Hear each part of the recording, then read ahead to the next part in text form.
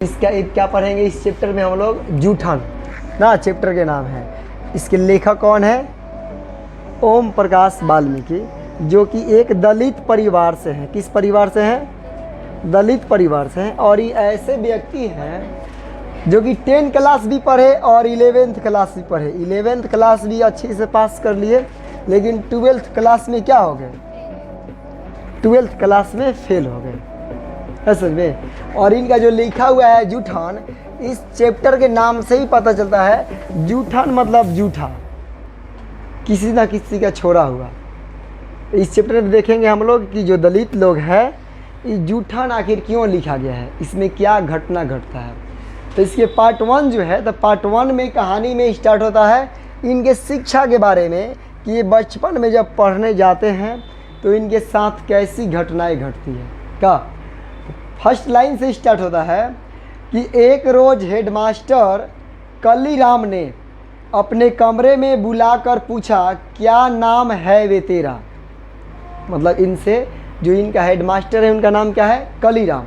तो जो हेडमास्टर कलीराम है इनको बुला करके क्या पूछते हैं कि क्या नाम है वे तेरा? तो ये बोलते हैं, ओम प्रकाश। मैंने डरते डरते धीमे स्वर में अपना नाम बताया। मतलब इन्होंने अपना नाम बताया डरते हुए। क्या नाम बताए? ओम प्रकाश अपना नाम बताए। कह रहा हेडमास्टर को देखते ही बच्चे सहम जाते थे। पूरे स्कूल में उनकी दहशत थी। लगभग सभी किसी के स्कूल में कोई ना कोई ऐसा टीचर होता है ना, जिसको देखते ही सारे बच्चे क्या हो जाते हैं? डर जाते हैं ना। उसी तरह से इनके स्कूल में कौन थे? जो हेडमास्टर कलीराम थे वो थे। और इनका भी स्कूल में क्या था? पूरा दहशत था। और इनको देखते ही जो विद्यार्थी था लोग सभी क्या हो जाते हैं? सहम जाते। कह रहा है, फिर हेडमास्टर बोले चूहरे का है? हेडमास्टर का दूसरा सवाल उछला। तो ये बोले जी, चूहरे मतलब कि तुम जो है चूहरा जगह है वहीं के हो। फिर बोल रहे हैं, ठीक है, वह अपने शीशम का पेड़ खड़ा है, उस पर चढ़ जा और टहनियाँ तोड़ के झाड़ू बना ले, पत्तों वाली झाड़ू बनाना। मतलब ओम प्रकाश को क्या निर्देश देते हैं हेडमास्टर कि जो सामने शीशम का पेड़ दिख रहा है उस पर चढ़ जा और चढ़ के क्या कर? टहनी तोड़ ले और पत्तों वाली टहनी जो तोड़ना और उसका क्या करना? झाड़ू बना ले। और पूरे स्कूल को ऐसा चमका दे जैसा शीशा। मतलब जितना स्कूल है बड़ा, सभी स्कूल को क्या करो? साफ करके ऐसे चमका दो पूरे स्कूल को कि कैसा हो जाए? जैसे शीशा चमकता है वैसे चमका दो। तेरा तो ये खानदानी काम है, जा फटाफट लग जा काम पे। अब हेडमास्टर क्या बोलते हैं? ये तेरा खानदानी काम है, जा करके काम पे क्या करो? फटाफट लग जाओ। यहाँ ये बात निश्चित होता है ना कि क्या है? भेदभाव है। और इस भेदभाव के कारण ही ना बोल रहे हैं हेडमास्टर कि ये तुम्हारा क्या है? खानदानी पेशा है, खानदानी काम है, और जा करके अपने काम पे लग जाओ। हेडमास्टर के आदेश पर मैंने कमरे बरामदे साफ कर दिए। मतलब कि हेडमास्टर के आदेश पे क्या किए? कमरा भी साफ कर दिया। और कमरा के बाहर जो स्कूल में बरामदा रहता है, तो बरामदा को भी क्या कर दिए? साफ कर दिया। तभी वे खुद चलकर आए और बोले, इसके बाद मैदान भी साफ कर दे। मतलब जो पूरा फील्ड है, ग्राउंड है, उस ग्राउंड को क्या करो? साफ कर दो। लंबा चौड़ा मैदान मेरे वजूद से कई गुना बड़ा था, जिसे साफ करने से मेरी कमर दर्द करने लगी थी। अब मतलब जो छोटा बच्चा होगा 2-3 क्लास में, वाल्मीकि जो स्कूल गया पढ़ने, अब उसको पूरा स्कूल का जितना खाली मैदान है, समझ ना, जितना फील्ड है, ग्राउंड, उसको बहारने के लिए बोल दिया, जो कि ओम प्रकाश के वजूद से बहुत गुना बड़ा था ना। मतलब कई गुना बड़ा था। उसको बहारने में इसका क्या हो गया? कमर दर्द करने लगा। ऐसा समझ में? ये बात तो नहीं सा झूठ बोल रहा है ना? झूठ नहीं बोल रहा है। अब बताओ कि बहारा होगा तो केवल कमर दर्द किया होगा? नहीं, बहारा होगा, हाथ भी बेचारा को दुखाया होगा, पैर भी दुखाया होगा, ऐसे अगर गर्दन नीचे करके बाहर रहा होगा तो सिर भी दुखाया होगा। मतलब पूरा शरीर दुखाया होगा। लेकिन महत्व क्या चीज़ का है? कमर के सहारे झुक करके बहारता, इसलिए क्या कहा गया है कि बहारते बहारते साफ करते करते उसके कमर में दर्द आने लगा, यानी कमर दर्द करने लगा। करे धूल से चेहरा सिर अट गया था, मतलब कि पूरा उसका धूल से चेहरा क्या हो गया था, भर गया था। मुंह के भीतर धूल घुस गई थी। मेरी कक्षा में बाकी बच्चे पढ़ रहे थे और मैं झाड़ू लगा रहा था।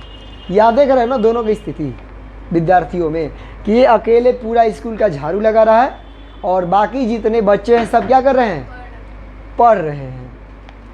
कह रहा हेडमास्टर अपने कमरे में बैठे थे लेकिन निगाह मुझ पर टिकी हुई थी।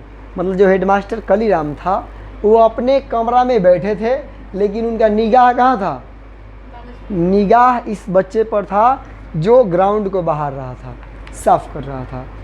कह रहा है पानी पीने तक की इजाज़त नहीं थी। और ये कहानी भी सब लोग जानता है कि दलितों को पानी पीने तक की भी ज़रूरत मतलब इजाज़त नहीं था। समझ में रहा ना, अरे तू लोग समझ रहा है पीछे जो लोग दलित कास्ट से थे ना, जो निचली पिछड़ी जाति से थे, उन लोगों को पानी पीने तक का भी इजाज़त नहीं थी। पूरा दिन मैं झाड़ू लगाता रहा। तमाम अनुभवों के बीच कभी इतना काम नहीं किया था। वैसे भी घर में भाइयों का मैं लाडला था। मतलब ये जो वाल्मीकि हैं, ओम प्रकाश वाल्मीकि, अपने घर में सबसे छोटे थे इसलिए लाडले थे। और इन्होंने अपने अनुभव में अभी तक इतना काम नहीं किया था। मतलब इतना ज़्यादा काम जितना ही पूरा स्कूल बाहर है, कमरा बहारने के बाद क्या किए, बरामदा बाहर है, पूरा फील्ड जो है बाहर है। और इतना काम ये कभी भी अपने जीवन में अभी तक नहीं किए थे अपने अनुभव में। पहले फोन कर रहे हैं। फिर क्या होता है कि दूसरे दिन स्कूल पहुंचा। जो वाल्मीकि हैं क्या किए, फर्स्ट दिन गए तो इतना सारा काम करना पड़ा, स्कूल में झाड़ू लगाना पड़ा। दूसरे दिन गए यानी स्कूल पहुंचे तो जाते ही हेडमास्टर ने फिर झाड़ू के काम पर लगा दिया। मतलब दूसरा दिन पढ़ने गए तो भी क्या हुआ, इनको झाड़ू दे दिया गया और काम पर लगा दिया गया। कह रहे पूरे दिन झाड़ू ही देता रहा। मन में एक तसल्ली थी कि कल से कक्षा में बैठ जाऊंगा। मतलब दूसरा दिन भी गए तो क्या हुआ, इनको झाड़ू लगाने के लिए दे दिया गया ना, लेकिन मन में इनको एक तसल्ली थी क्या करने के लिए कि फिर कल से मैं स्कूल में कम से कम पढ़ने बैठ जाऊंगा। तीसरे दिन मैं कक्षा में चुपचाप जाकर बैठ गया। जो वाल्मीकि हैं तीसरे दिन क्या किए, जा कर के चुपचाप कक्षा में बैठ गए। थोड़ी देर बाद उनकी दहाड़ सुनाई दी। उनकी दहाड़ सुनकर मैं थर थर कांपने लगा था। मतलब थोड़ी देर बाद क्या हुआ, उनकी दहाड़ सुनाई दी, मतलब कि बोले कुछ और उनका आवाज़ सुनकर भी क्या हो गया, इनका शरीर थर थर कांपने लगा। कह रहे एक त्यागी लड़के ने चिल्लाकर कहा, माँ साहब वो बैठा है कोने में। मतलब कह रहे हैं कि वो मार साहब जो हैं, ये लड़का किधर बैठा है, कोने में बैठा है। हेडमास्टर ने लपक कर गर्दन दबोच ली। अब हेडमास्टर बेचारा जो बच्चा है क्या किए, कोना में जो बैठा था उसको लपक के उसका गर्दन दबोच लिए। जैसे कोई भेड़िया बकरी के बच्चे को दबोच कर उठा लेता है। मतलब जैसे भेड़िया क्या करता है, बकरी के बच्चा को दबोच के उठा लेता है, उसी प्रकार से हेडमास्टर क्या किया, इस बच्चे को यानी ओम प्रकाश को कोना में से दबोच के गर्दन निकाल दिया बाहर। कह रहे कक्षा से बाहर खींचकर उसने मुझे बरामदे में ला पटका।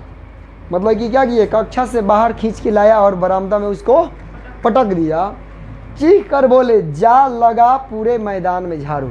मतलब चिल्ला करके क्या बोला हेडमास्टर जो है कि जा और जा करके पूरे मैदान में जितना ग्राउंड है वहाँ पे जाके झाड़ू लगा। भयभीत होकर मैंने 3 दिन पुरानी वही शीशम की झाड़ू उठा ली।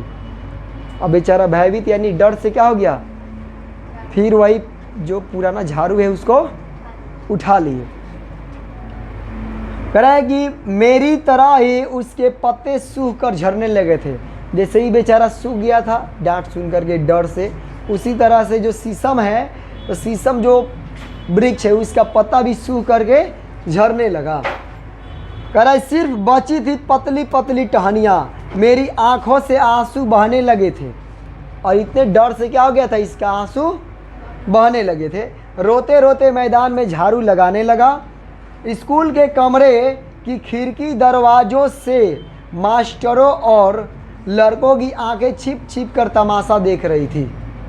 ये जो रो रो करके झाड़ू लगा रहा था, तो कक्षा से मास्टर और लड़के जो थे ये सभी लोग क्या कर रहे थे, छिप छिप कर इसका तमाशा देख रहे थे। मेरा रोम रोम यातना की गहरी खाई में लगातार गिर रहा था। अब रोम रोम इसका क्या हो रहा था, मतलब रोवा रोवा, यातना यानी कि अत्याचार की जो है उसकी खाई में लगातार गिर रहा था। कह रहा है मेरे पिताजी अचानक स्कूल के पास से गुजरे। अब ये जो वाल्मीकि हैं इनके पिताजी क्या हुए, अचानक उस स्कूल से गुजरे जहाँ पे ये झाड़ू लगा रहा था। मुझे स्कूल के मैदान में झाड़ू लगाता देखकर ठिठक गए। मतलब स्कूल के मैदान में क्या कर देते, इसको झाड़ू लगाते हुए देखे और देख करके ये ठिठक गए। बाहर से ही आवाज़ देकर बोले, मुंशी जी यो क्या कर रहा है। वे प्यार से मुझे मुंशी जी कहा करते थे। मतलब जो वाल्मीकि है इनको प्यार से क्या कहा जाता, मुंशी जी इनके पिताजी कहते थे ना। और झाड़ू लगाते हुए देख करके बोले कि ये है तो ये क्या कर रहे हो। उन्हें देखकर मैं फफक पड़ा। वे स्कूल के मैदान में मेरे पास आ गए। अब मतलब कि बेचारा रो रहे थे, अपने पिताजी को देखे तो और फफक क्या करने लगे, रोने लगे। नहीं होता ऐसा कि तुमको कोई एक झापड़ दे दिया है और तुम रो रहे हो मान लो, ठीक, और उसी समय में कोई घर वाला आ जाए, घर के लोग, पापा चाहे चाचा, तो उनको देख करके और क्या होने लगता है, आदमी रोने लगता है। वैसे भी ये भी क्या करने लगा, रोने लगा। कह रहा है मुझे रोता देखकर बोले, मुंशी जी रोते क्यों हो, ठीक से बोलो, ठीक से बोल क्या हुआ है। मतलब बोल रहे हैं कि मुंशी जी तुम रोते क्यों हो, क्या हुआ है, ठीक से बोल, मतलब कि ठीक से बताओ। कह रहा है मेरी हिचकियाँ बंध गई थी। हिचक हिचक कर पूरी बात पिताजी को बता दी। 3 दिन से रोज झाड़ू लगवा रहे हैं, कक्षा में पढ़ने भी नहीं देते। मतलब 3 दिन से क्या हुआ है, झाड़ू लगवा रहे हैं, पढ़ने भी नहीं दे रहे हैं। और कक्षा में भी इनको जाने की इजाज़त यानी कि बैठ के पढ़ने के लिए नहीं दे रहा है लोग। कह रहे पिताजी ने मेरे हाथ से झाड़ू छीन कर दूर फेंक दी। अब उसके हाथ से क्या किए, झाड़ू छीन करके फेंक दिए। कह रहे उनकी आंखों में आग की गर्मी उतर आई थी। मतलब कि अब वो बहुत ज़्यादा गुस्सा में हो गए थे। हमेशा दूसरों के सामने कमान बने रहने वाले पिताजी की लंबी लंबी घनी मूछें गुस्से से फरफराने लगी थी। मतलब इसके पिताजी क्या है कि दूसरों के बातें मानने वाले थे खाली ना, किसी के सामने कुछ बोलने वाले नहीं थे, नहीं बोलते थे। लेकिन आज उनकी क्या है, घनी घनी मूछें फरफराने लगी और चीखने लगे, कौन सा मास्टर है वो जो मेरे लड़के से झाड़ू लगवावे हैं ना। और चिल्ला करके बोले कि कौन है वो मास्टर जो मेरे बेटे से झाड़ू लगवावे हैं।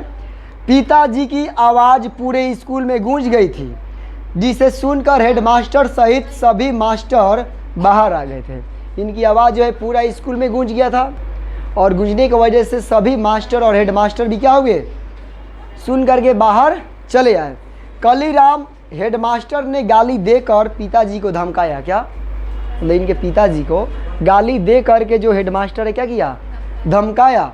लेकिन पिताजी पर धमकी का कोई असर नहीं हुआ। लेकिन इसके पिताजी का कोई भी असर, इनके पिताजी पर उस धमकी का कोई भी असर नहीं हुआ। उस रोज जिस साहस और हौसले से पिताजी ने हेडमास्टर का सामना किया, मैं उसे कभी भूल नहीं पाया।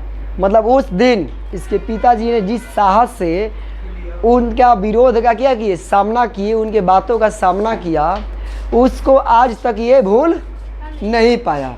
और ये पार्ट 1 जो है इनके शिक्षा से था। और ये शिक्षा क्या होता है, समाप्त होता है। यानी किस तरह से वो पढ़े बचपन में, छोटे स्कूल में, पता चला ना कितना भेदभाव हुआ, किस तरह से उनको पढ़ने नहीं दिया गया, केवल झाड़ू लगवाया सब। इसके बाद है पार्ट 2 कि इस तरह से इन लोगों का खाने पीने का जो व्यवस्था है वो किस तरह से खाने पीने की व्यवस्था था। तो अभी अंदाज़ा लगा सकता है लोग कि जो दलित वर्ग में, किसमें, जो दलित है या फिर जो मांझी आता है लोग ना, पसवान वाला लोग, जितना नीचे वाला जाति के लोग रहता है, उन लोगों का कैसे जीवन बीतता है। कह रहा है कि मेरी माँ मेहनत मजदूरी के साथ 8-10 तगाओं, जो हिंदू मुस्लिम के घर तथा घेर का मतलब है मर्दों का बैठ खाना तथा मवेशियों को बांधने की जगह, मतलब कि जहाँ बहुत लोग बैठते हैं ना मर्द लोग, और जहाँ पशुओं यानी कि मवेशियों को जो बांधने की जगह है वो घेरा है, वो में साफ सफाई का काम करती थी। मतलब इन जगहों पे इसकी माँ क्या करती थी, साफ सफाई का काम करती थी। इस काम में मेरी बहन, बड़ी भाभी तथा जसवीर और जनेसर माँ का हाथ बटाते थे। मतलब इसके घर के और भी जो अन्य सदस्य थे उन लोग भी जा कर के क्या करते, काम में हाथ बटाते यानी कि काम करते। बड़ा भाई सुखवीर तगाओं के यहाँ वार्षिक नौकर की तरह काम करता था। किसकी तरह, वार्षिक नौकर की तरह काम करता, मतलब कि सालों भर उनके यहाँ काम करता था।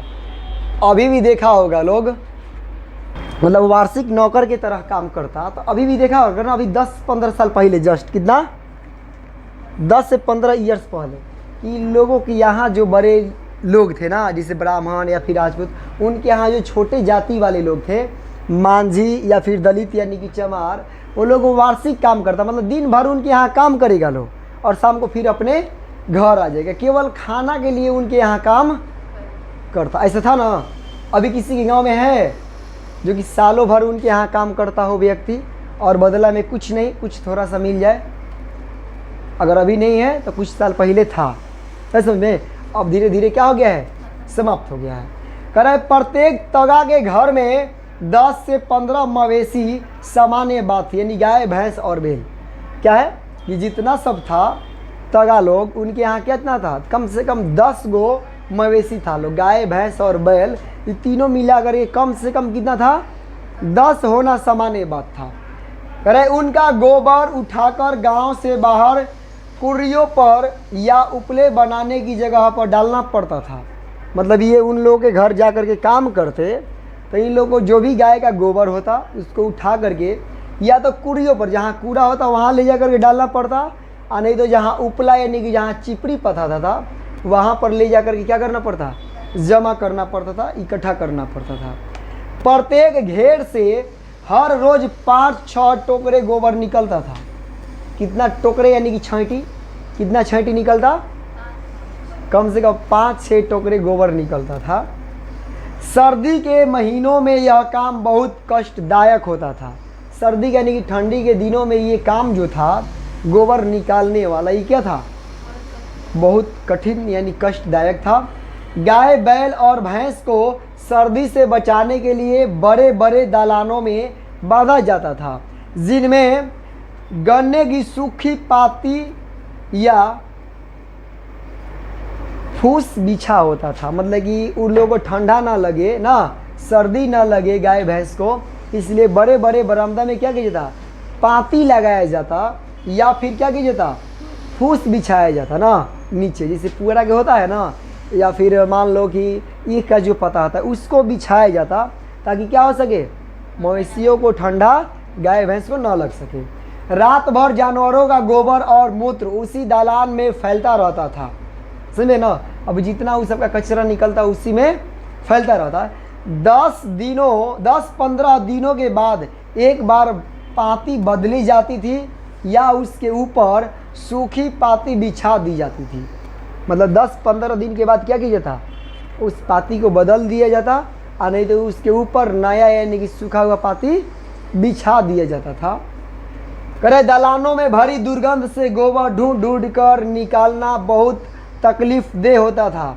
दुर्गंध से सिर भीना जाता था। क्या हो जाता, सिर लोग का भीना जाता था। अब है समझ में, ये अब बताओ कि 10-15 दिन तक मतलब कि गोबर वोबर सड़ जाएगा, और 10-15 दिन के बाद भी उन लोगों को जा कर के क्या करना पड़ता। इसे ना करो, जो लोग ई कैटेगरी के था ना, एकदम निचली जाति, जो चमार कैटेगरी के आए, दलित आए, मांझी आए, ई लोग का, तो ई क्या करना पड़ता, उन लोगों के घर जा कर के और वो जितना 10-15 से सारा गला गोबर है, समझे ना, वो ढूंढ ढूंढ के निकालना, सोचो कितना तकलीफ दे था, ऐसे समझ में। और तकलीफ देने वाला लोग कितना महान था, ऐसे समझ में। और ये दुर्गंध से क्या हो जाता, सिर भीना जाता। अभी के टाइम में अगर वैसा कंडीशन हो कि 15-20 दिन से उसी तरह से गोबर उसमें है, तो किसी को उसमें ढुका दो, आप बस 1 मिनट के बाद निकालो, उसको बिना 102 नंबर गाड़ी में ले जाए काम में नहीं चलेगा, लेकिन बिना एम्बुलेंस को बेहोश हो जाएगा तुरंत, डाल के निकालो खींचोगे तो बेहोश हो जाएगा। अब सोचो कि उस समय की ऊपर जाती, यानी कि जो आदमी साफ करता था वो कितना सहने योग्य था, कितना कष्ट को सह करके भी साफ करता था, आए समझ में। और वही काम कौन करते थे, ओम प्रकाश वाल्मीकि और इनके पूरा जो परिवार था वो सब करा। इन सब कामों के बदले में मिलता था 2 जानवर पीछे फसल के समय 5 सेर अनाज। कितना, 5 सेर अनाज यानी कि 2.5 किलो। कितना, 5 सेर अनाज यानी कि 2.5 केजी अनाज मिलता था, ऐसे समझ में। सालों भर काम करो और जब फसल आएगा, फसल के दिन, तब कितना अनाज मिलेगा, 5 सेर यानी कि 2.5 किलो मिलेगा। 10 मवेशी वाले घर से साल भर में 25 सेर यानी कि 12 से 13 किलो अनाज मिलता था, समझ में है ना। जिसके घर 10 गो मवेशी होता था उसके घर से कितना अनाज मिलता। और इसी तरह से होता है ना, अलग अलग काम करने वाले, जैसे लोहार काम करता है सब, कितना लोहार काम करता है, देखता है लो ना, हसुआ, खुरपी और क्या बोल लेता है, फांसुल, कुदार, हॉल सब पीटता है। तो पूरा 6 महीना तक पीटेगा, 1 साल तक पीटेगा, तो उसके बदला में उसको कुछ लास्ट में साल में क्या मिलता है, अनाज दिया जाता। यही ना होता, यही चमार लोग का होता, बेचारी अब ने क्या बोले थे, पौनी बोला जाता है इसे। उसके यहाँ काम किया जाता ना, काम करती लोग, तो साल भर में या तो कपड़ा नहीं तो अनाज कुछ ना कुछ दिया जाता। ये सब समस्याएं थी जातिवाद की, ये सब था, अलग अलग जो पीढ़ियाँ बना था। अब क्या है कि दोपहर के समय हर घर से बची खुची रोटी जो खास तौर पर चूहों को देने के लिए आटे में भूसी मिलाकर बनाई जाती थी। चूहों यानी कि जो निचली जाति वाले लोग थे ना, चमार, मांझी, ये लोग, रोटी देने के लिए क्या बनाया जाता, उसमें भूसा मिला करके, जो चोकर होता है उसको मिला करके रोटी बनाया जाता और वो दिया जाता उन लोगों को। कह रहा है कभी कभी जूठन भी भंगन की टोकरी में डाल दी जाती थी। जूठन यानी कि खाया है, जिसे रोटी खाया है, उसमें सब्जी भी लगा है, वो जूठा है, वही उसके भी टोकरी में क्या कर दिया जाता, डाल दिया जाता। कह रहा है शादी ब्याह के मौक़ों पर जब मेहमान या बाराती खाना खा रहे होते थे तो चूहों दरवाजे के बाहर बड़े बड़े टोकरे लेकर बैठे रहते। क्या, जो चूहरे होते क्या करते, चूहरे लोग शादी बारात में, जिसके घर बारात रहता, मेहमान आता लोग, तो उसके दुआरी पर क्या करते, बड़े बड़े टोकरी ले करके बैठे रहते। और अभी तो मान लो ज़माना ख़त्म हो गया, अभी 10 साल पहले जैसे हम लोग थे, अभी मान लो कि 21 साल 22 साल के हैं, 10-12 साल पहले जाओ, यानी कि 2010 के पहले, 2010 के पहले, तो जब नाश्ता चलता ना, जैसे टेबल नहीं लगे रहता, जैसे मान लो तिलक आया है किसी के घर, यहाँ टेबल लगा है, और बेचारा नाश्ता का के नीचे वाला नाश्ता का डिब्बा ना फेंक दिया जाता, और उसमें चुनने का काम किया जाता रबर। याद है ना, याद है, कोनो की याद होगा, मालूम है, तो लोग ना सुनी है, अपने भाइयों सन से पूछना, जो मेरे एज का होगा ना उस से पूछना। ये नीचे वाला टेबल के नीचे रबर बीनता, और रबर बीन के जो उसमें कागजवा होता ना, उसको ऐसे मारता सब, ऐसे समझ में, अपने दोस्त में अपने क्या करता, मारता। अब सोचो कि वही रबर बीनते समय अगर उस डिब्बा में या तो मिठाई मिल जाए और नहीं तो मिक्सचर मिल जाए, तो रबर ढूंढना और ही सफल, वाह। ऐसे समझ में, ऐसा स्थिति, मतलब अपना बता रहे हैं लोग, हम भी किए हैं, ऐसा बात नहीं है। और मेरे साथ जितना था लगभग सब किया है। और जो मेरे एज के होगा, जो गांव में होगा, तिलक आया होगा, जो रबर वाला खेल खेला होगा बीन बीन के, वो ज़रूर ऐसा काम किया है, है समझ में। ऐसा नहीं कि वो काम नहीं किया है। और बताइए कि मिठाई मिल जाए वो तो अलग बात है, रबर तो मिल भी किया, मिठाई मिल गया, अब उसको क्या करना होता है। अब तुम जो करो, सुनो आगे। कह रहे बारात के खाना खा चुकने पर जूठी पतले उन टोकरों में डाल दी जाती थी। क्या कर दी, जो चूहड़ो लोग लेकर के आता टोकरी, उस टोकरी में जूठा पतल को क्या कर दिया जाता, डाल दिया जाता था, जिन्हें घर ले जाकर वे जूठन इकट्ठा कर लेते थे। पूरी के बचे खुचे टुकड़े, एक आध मिठाई का टुकड़ा या थोड़ी बहुत सब्जी पतल पर पाकर बाछे खिल जाती थी। मतलब कि अगर पूरी के टुकड़ा मिल जाए उस पतल पे या मिठाई का टुकड़ा मिल जाए तो उन चूहरों लोगों को क्या हो जाता, बाप रे बाप आज पूरी मिल गई, आज रोटी मिल गया। ऐसे समझ में, ऐसा भी उन लोगों को आता। कह रहा जिस बारात की पतलों से जूठन कम उतरती थी, कहा जाता था कि भूखर लोग आ गए हैं, सारा चट कर गए हैं। ऐसे समझे, जिस बारात से पतल पर कम मतलब जूठा मिलता ना, कम जूठन मिलता, तो क्या कहा जाता कि इस बारात में क्या आ गए हैं, भूखर लोग आ गए हैं और सभी क्या कर गए हैं, चट कर गए हैं। मतलब कि सब चट चट के खा गया है लोग। कह रहे अक्सर ऐसे मौक़ों पर बड़े बूढ़े बारातों का जिक्र बहुत रोमांचक लहजे में सुनाया करते थे कि उस बारात से इतनी जूठन आई कि महीनों खाते रहे थे। अब इस वर्ग के जो बूढ़े लोग थे, बड़े बूढ़े, वे क्या कहते, मतलब किसी बारात से अगर ज़्यादा जूठन आ जाए ना, ज़्यादा पतल पे छूट जाए, ज़्यादा चीज़ मिल जाए, तो मतलब सुनाया करते थे बड़े मज़े के लहजे में कि उस बारात से इतना जूठाया था, इतना जूठाया था कि महीनों तक खाते रहा था। अब सोच लो कि इस जो वर्ग था, वो जो समूह था, परिवार था, उस समाज क्या करता, जूठ खाकर भी अपने आप को स्वर्गवासी समझता। वाह क्या खा लिए हम, क्या मिल गया खाने को। कह रहा कि पतलों से जो पूरियों के टुकड़े एकत्र होते थे उन्हें धूप में सुखा लिया जाता था। समझ में, जो भी पूरी का टुकड़ा मिलता ना उसको क्या कर लिया जाता, धूप में सुखा लिया जाता था।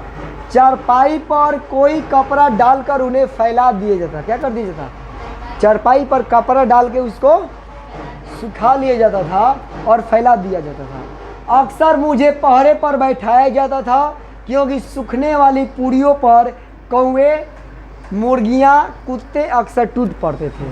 मतलब अगोरने के लिए ना किसको बैठाया जाता, वाल्मीकि जी को बैठा दिया जाता। किसके लिए, कि कोई कुत्ता, मुर्गा ये सब पूरी लेकर के भाग न जाए। जरा सी आंख बची की पुड़िया साफ, इसलिए डंडा लेकर चरपाई के पास बैठना पड़ता था। मतलब थोड़ा सा भी अगर आंख इसका इधर उधर हुआ तो पूरी क्या हो जाता, इसलिए वो लाठी लेकर के बैठता था।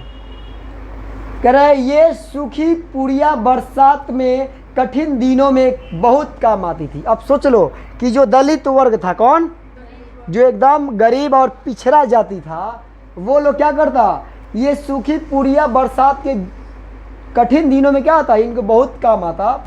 उन्हें पानी में भिगो कर उबाल लिया जाता था। उबली हुई पुड़ियों पर बारीक मिर्च और नमक डालकर खाने में मज़ा आता था। सोचो स्थिति, मतलब ये को तो जूठ पूरी खाता, उसे भी सुखा लेता, उबालने के बाद मिर्च डाल करके खाने में भी क्या होता है, इन लोगों को बहुत मज़ा आता। कभी कभी गुड़ डालकर लुगदी जैसा बनाया जाता था जिसे सभी बड़ी चाव से खाता। गुड़ यानी कि मीठा डाल के जब बना के खाता लोग तो भी क्या लगता, लुगदी जो था और भी अच्छा लगता और बड़ी चाव से लोग खाते। करे आज जब मैं इन सब बातों के बारे में सोचता हूँ तो मन के भीतर कांटे जैसे उगने लगते हैं। कैसा जीवन था ये, जितना जीवन सुना लोग ना, अभी किस तरह से खाना खाता था लोग, ये जीवन के बारे में जब ये वाल्मीकि सोचते हैं, जब ये आगे बढ़ गए जीवन में ना, जब घर बना लिया अपने से, जब इन सभी चीज़ों से ऊपर उठ गए, तब अपने जो पिछले जीवन के बारे में सोचते तो इनको कैसा लगता, कांटे जैसा चुभने लगता कि जीवन कैसा था। करे दिन रात मर खप कर भी हमारे पसीने की कीमत मात्र जूठन, फिर भी किसी को कोई शिकायत नहीं, कोई शर्मिंदगी नहीं, कोई पश्चाताप नहीं। ऐसा समझ में, जिसे मान लो कि आज कोई अगर बहुत एकदम गर्मी में पढ़ा रहा होगा, समझ में रहा ना, जिस मान लो पहले यहाँ की स्थिति जो था ना, या कुछ नहीं था, केवल रहने के लिए था? रहने के लिए, बैठने के लिए भी नहीं था। तो मान लो कि अगर उस कंडीशन से अगर बढ़िया हो जाए, एसी ओसी लग जाए, मतलब कि जौन आदमी दिन भर धूप में रहता था वो आने वाला समय में एसी में रहने लगे ना, अच्छा सभी सुविधा मिलने लगे, तो पीछे वाला जीवन जब सोचेगा तो उसको कुछ ना कुछ अनुभव होगा ना। उसी तरह से वाल्मीकि के भी था कि ये जो अपने पिछले जीवन के बारे में, बचपन के बारे में सोचा तो इनको कांटे जैसा चुभने लगा। क्या कर रहे हैं कि जब मैं छोटा था माँ के साथ जाता था, माँ पिताजी का हाथ बटाने, क्या करने? माँ पिताजी का हाथ बटाने साथ ही जाता था। करे तगाओं यानी त्यागियों के खाने को देखकर अक्सर सोचा करता था कि हमें ऐसा खाना क्यों नहीं मिलता है। मतलब त्यागियों के घर यानी कि जिनके घर ये काम करने जाते, तगाओं के घर, उनके घर के जो बच्चे थे अच्छे अच्छे खाना खाते थे, बढ़िया खाना खाते थे, तो ये सोचते थे कि हमें ऐसा खाना क्यों नहीं मिलता है, क्योंकि ये हमेशा जूठा खाना खाता था लोग ना, छोड़ा हुआ खाना खाता था। इसलिए आज जब सोचता हूँ तो जी मितलाने लगता है। मतलब आज जब ये सोचता है कि बचपन में क्या हाल था और अब कैसा खाने को मिल रहा है, तो इनका जी क्या होने लगता है? मितलाने लगता है। और फिर कहानी बता रहे हैं हल्का सा कि अभी पिछले वर्ष मेरे निवास पर सुखदेव सिंह त्यागी का पोता सुरेंद्र सिंह आया था। कौन? सुखदेव सिंह का पोता जो था कौन? सुरेंद्र सिंह आया था। किसी इंटरव्यू के सिलसिले में गांव से मेरा पता लेकर आया था, रात में रुका। मतलब कि अब ये शहर में रहने लगे थे ना, इनके पास घर बंगला हो गया था। तो जो इनके गांव से त्यागी का पुत्र जो आया था सुरेंद्र सिंह, तो इनका पता लेकर के आया था और इनके यहाँ रुका भी था। कह रहे मेरी पत्नी ने उसे यथासंभव अच्छा खाना खिलाया। मतलब कि यथासंभव ज़्यादा से ज़्यादा कोशिश की अच्छा खाना खिलाने के लिए ना। और अच्छा खाना खिलाया कौन? तो सुरेंद्र को कौन खाना खिलाया? वाल्मीकि की पत्नी, जिसके यहाँ मतलब सुरेंद्र के ही यहाँ कौन करते थे? ये लोग ओम प्रकाश जाके काम करते थे और उसके यहाँ के जूठ ये खाते थे। तो सोचो कंडीशन कि एक समय में ये जिसके यहाँ जूठ खाते थे उसी घर के इंसान अब इनके घरे पहुंचा, मतलब इनका घर हुआ ना, अब इनके पास ये खुद खाना खिलाए, तो इन दोनों स्थिति में अंतर होगा, दोनों स्थिति में कुछ अनुभव होगा कि जिसके यहाँ हम खाना खाते थे अब वो मेरे यहाँ रुकने के लिए आया है, ठहरने के लिए आया है। ऐसे समझ में? अब कह रहे हैं कि यथासंभव क्या कि इनकी पत्नी खाना खिलाई। खाना खाते खाते वह बोला, भाभी जी आपके हाथ का खाना तो बहुत जायकेदार है। क्या है? बहुत जायकेदार है, यानी कि झाकेदार है, यानी कि बहुत मज़ेदार है, बहुत बढ़िया है। कह रहे हमारे घर में तो कोई भी ऐसा खाना नहीं बना सकता है। मतलब बोले कि हमारे घर में कोई भी ऐसा खाना नहीं बना सकता है। उसकी बात सुनकर मेरी पत्नी तो खुश हुई, लेकिन मैं काफ़ी देर तक विचलित रहा। मतलब इसकी बात सुन करके, सुरेंद्र सिंह की बात सुन करके इनकी पत्नी तो थोड़ा खुश हुई, लेकिन ये क्या हो गए? कुछ देर के लिए विचलित रहा। मतलब कि सोचे कि क्या हाल था कि एक बार जूठ हम खा रहे थे, लेकिन अब वही हाल है कि जिसके घर हम जूठ खाते थे उसके घर के ही आकर के खुद बोल रहा है कि आपके घर के जैसा कोई खाना नहीं बना सकता। यानी कि अब जो है मैं इसके घर से भी अच्छा खाना रोज़ खाता हूँ। ये बात सुनकर के थोड़ा विचलित हो गए। कह रहे बचपन की घटनाएं स्मृति का दरवाज़ा खटखटाने लगी। मतलब ये बात सुनकर के इनको बचपन की यादें जो है आने लगी। कह रहे सुरेंद्र तब पैदा भी नहीं हुआ था। मतलब जब ये इनके दादाजी के घर काम करते थे तो सुरेंद्र जो पोता है उस समय ये पैदा भी नहीं हुआ था। कह रहे उसकी बड़ी बुआ यानी सुखदेव सिंह त्यागी की लड़की की शादी थी। क्या था? जो सुखदेव सिंह थे उनके लड़की का शादी भी था। कह रहे उनके यहाँ मेरी माँ सफाई करती थी। क्या करती थी? उनके यहाँ इनकी माँ सफाई करती थी। शादी से 10-12 दिन पहले से माँ पिताजी ने सुखदेव सिंह त्यागी के घर आंगन से लेकर बाहर तक के अनेक काम किए थे। मतलब सभी काम क्या किए थे? इसके माता पिता जा कर के घर से लेकर के बाहर तक अभी काम किए थे। बेटी की शादी का मतलब गांव भर की इज्जत का सवाल था। क्या था? बेटी की शादी का मतलब क्या है? पूरे गांव भर के इज्जत के सवाल। और आजकल क्या है? केवल ऑर्केस्ट्रा में इज्जत के सवाल। ऑर्केस्ट्रा बचा, समझो इज्जत बचा है। मतलब किसी के लड़की के अगर शादी हो रहा है, उसके घर ऑर्केस्ट्रा आया है, अगर उस ऑर्केस्ट्रा में मार नहीं हुआ तो समझो कि इज्जत बचा है, अगर मार हो गया तो समझो इज्जत खत्म है। ऐसे समझ। वैसे ही बेचारा बता रहे हैं कि लड़की के शादी का मतलब क्या? पूरे गांव भर के इज्जत का सवाल था। कह रहे कहीं कोई कमी नहीं रह गया। गांव भर की चारपाइयों को ढो ढो कर इकट्ठा किया था पिताजी ने। मतलब इसके पिताजी पूरे गांव के जो चारपाई था उसको क्या किए थे? बिटोर के ढो ढो करके इकट्ठा किए थे। बारात खाना खा रही थी। माँ टुकड़ा लिए दरवाजे से बाहर बैठी थी। अब ये अपने स्थिति को याद कर रहे हैं। सोचो वो कैसे कि इनके माँ जो है क्या कर रही है? टोकरा लेकर के दरवाजा के बाहर बैठी है।